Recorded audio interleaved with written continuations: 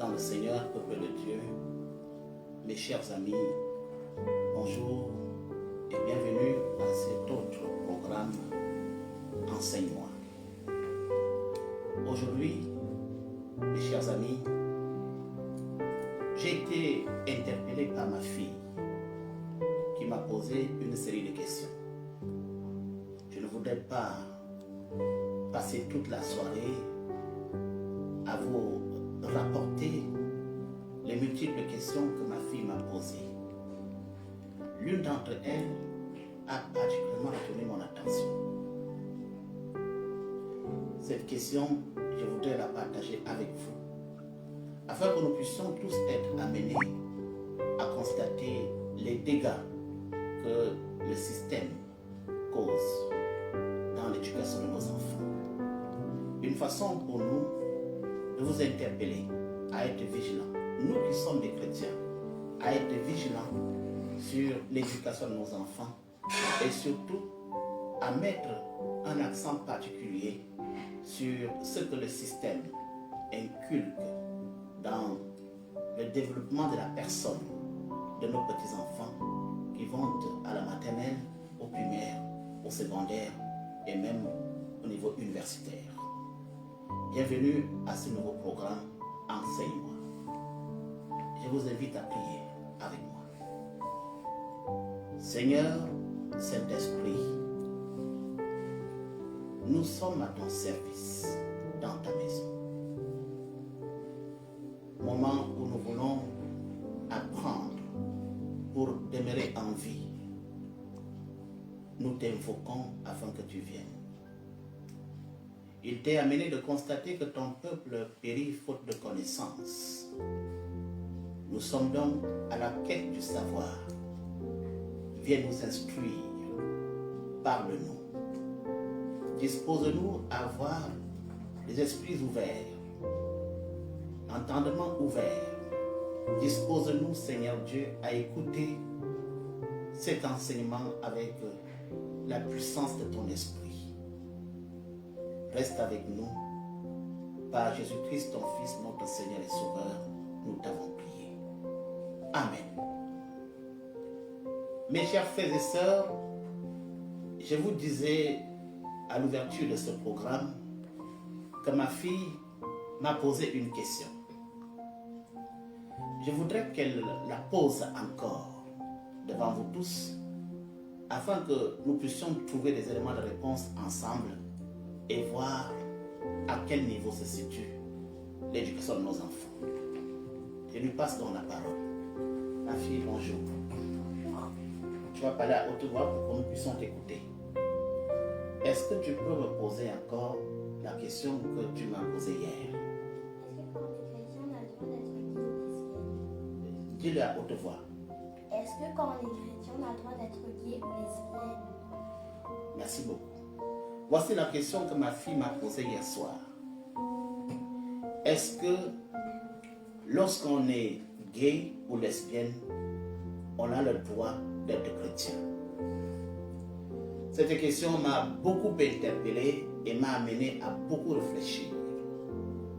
Lorsque je creuse en profondeur, il m'est arrivé de constater que le système scolaire de nos jours a inscrit dans son programme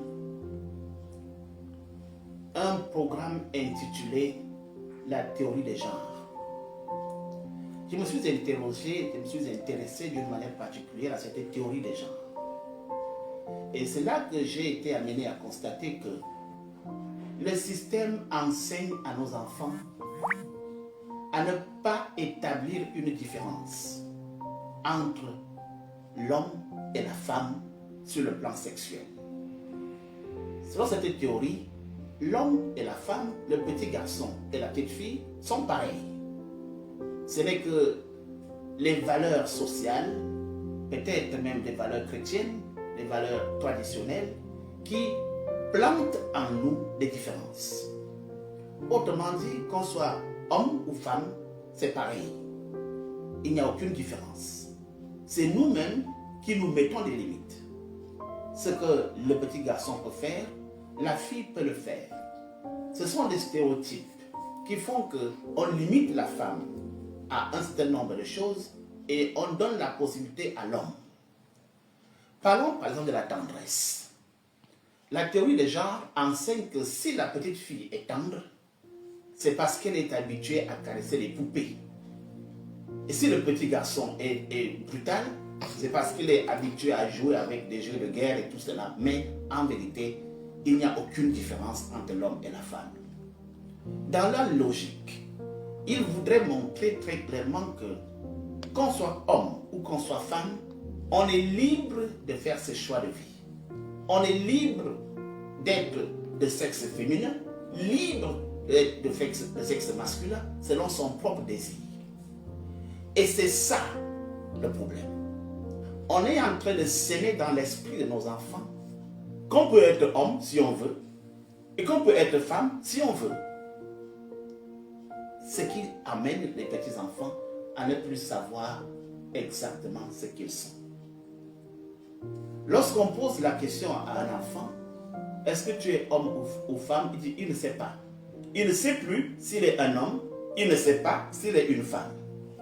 Et c'est à lui de déterminer son genre. Voilà ce qu'on enseigne à nos enfants. On peut donc devenir homme alors qu'on est femme. On peut devenir femme alors qu'on est homme. On est libre de faire ce qu'on veut. C'est ainsi qu'on est en train de détruire la racine chrétienne dans l'esprit de nos enfants.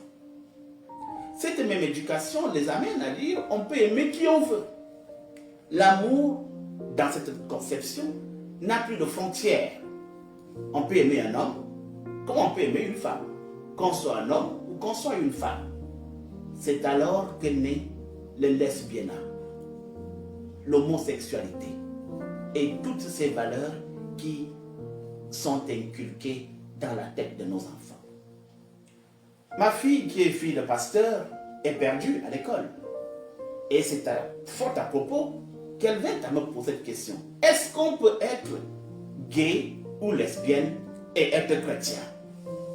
Vous voyez un peu jusqu'où peut aller la dérive dans l'esprit de nos enfants.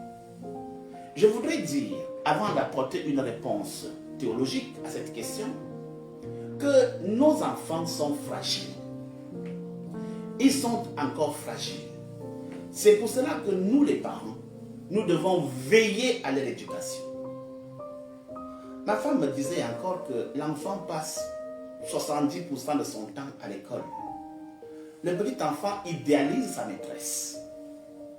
Les petits enfants divinisent la maîtresse. La maîtresse est comme Dieu et ses paroles ont force d'évangile. Ils ont donc, ces maîtresses, ils ont la possibilité de façonner le mental de nos enfants, leur donner des orientations autres. C'est pour cela que les parents doivent veiller. Vous, les parents chrétiens qui m'écoutez, vous devez veiller sur l'éducation de vos enfants. Vous devez essayer autant que possible de contrecarrer les enseignements qu'ils reçoivent à l'école. Non, je ne dis pas que tout est négatif. Oh que non. Mais il faut savoir mesurer. Il faut veiller le soir venu sur ce que vos enfants apprennent à l'école, de peur qu'on ne se retrouve dans une situation très compliquée. Mes chers frères et sœurs en Christ, la situation devient dramatique. Nous laissons nos enfants à la merci de n'importe quel système. Maître Tierno avait répondu un jour dans un livre qui s'appelait L'aventure en Bible au directeur d'école, qui lui posait la question, mais qu'est-ce que vous enseignez à nos enfants dans vos écoles? Et le directeur de l'école lui a dit, nous enseignons à vos enfants à lier le bois au bois pour faire des édifices de bois. Oui, l'école enseigne à nos enfants de lier le bois au bois pour faire des édifices de bois. Mais qu'est-ce qu'il y a de mal à ce que dans cet édifice de bois, on puisse y mettre le feu, c'est-à-dire la parole de Dieu?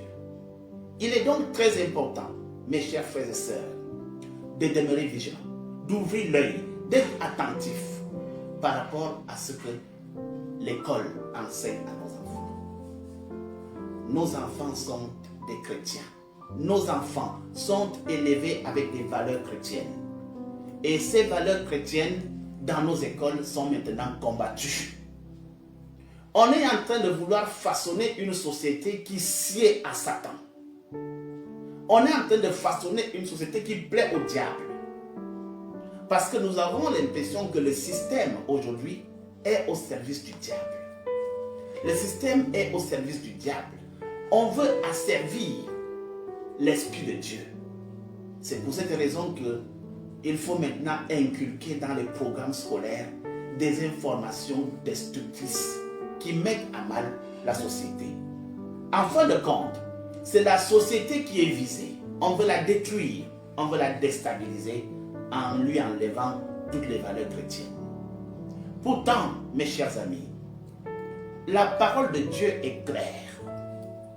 Dans le livre de Genèse, au chapitre 1, je voudrais qu'on lise ensemble les versets 26, 27 et même peut-être 28.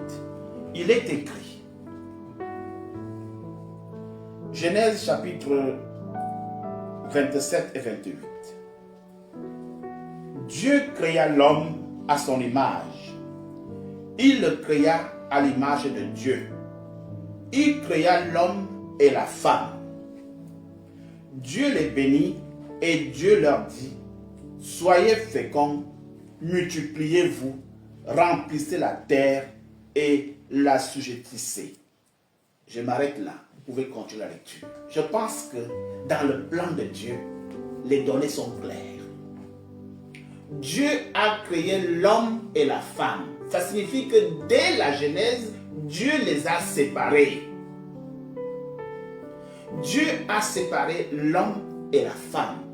On ne peut pas venir effacer cette séparation du jour au lendemain et dire on ne sait plus ce qu'on est.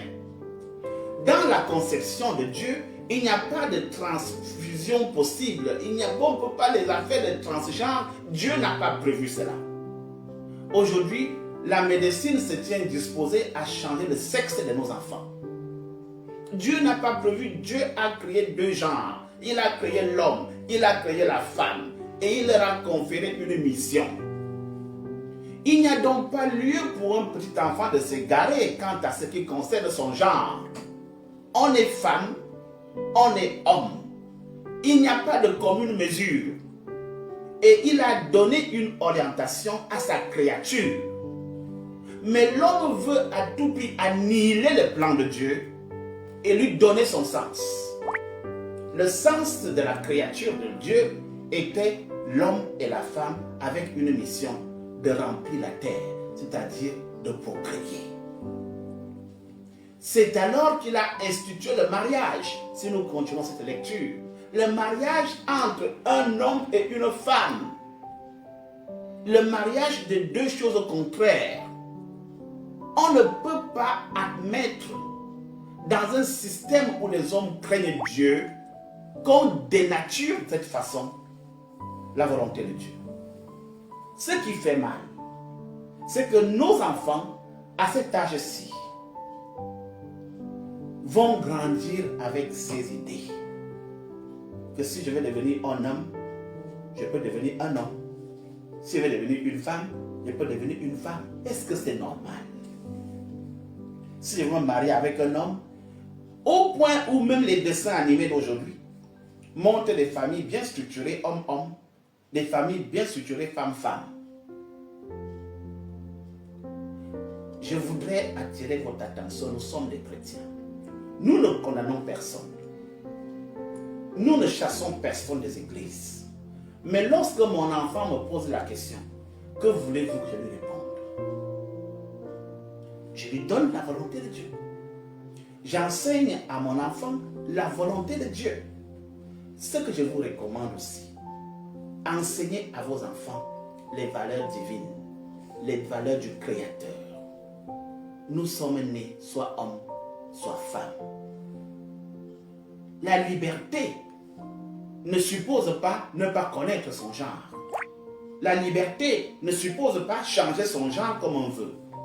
Mais la liberté consiste à d'abord intégrer que nous sommes des créatures de Dieu et que nous sommes créés pour adorer le Seigneur, pour le louer et pour le célébrer. Nous ne sommes pas là pour contrecarrer sa volonté. C'est pour cette raison que je voudrais dire, quand on est chrétien, on suit et on marche selon les principes divins. On marche selon la volonté de Dieu. C'est ça la vérité. C'est ça que l'Église enseigne. Loin de nous l'idée de condamner qui que ce soit, nous ne sommes pas Dieu. Mais la doctrine chrétienne, c'est que l'homme est homme, la femme est femme. L'union qu'on appelle le mariage qui est divine, c'est l'union de deux choses différentes, l'union d'une femme et d'un homme. Le reste, je ne saurais quoi dire à ma fille. Elle avait d'autres questions. Et bouillon de là où elle est là, parce que la tête est pleine. Elle a beaucoup de choses dans sa tête, des choses irréalistes, qui font qu'à un certain moment, pasteur de mon état, je me pose des questions sur ce que deviendra mon enfant. Bien-aimé dans le Seigneur, peuple de Dieu, je voudrais attirer votre attention sur les risques qu'il y a à abandonner l'enseignement de vos enfants à d'autres personnes. L'école enseigne certes des valeurs à nos enfants, mais nous devons mettre des digues.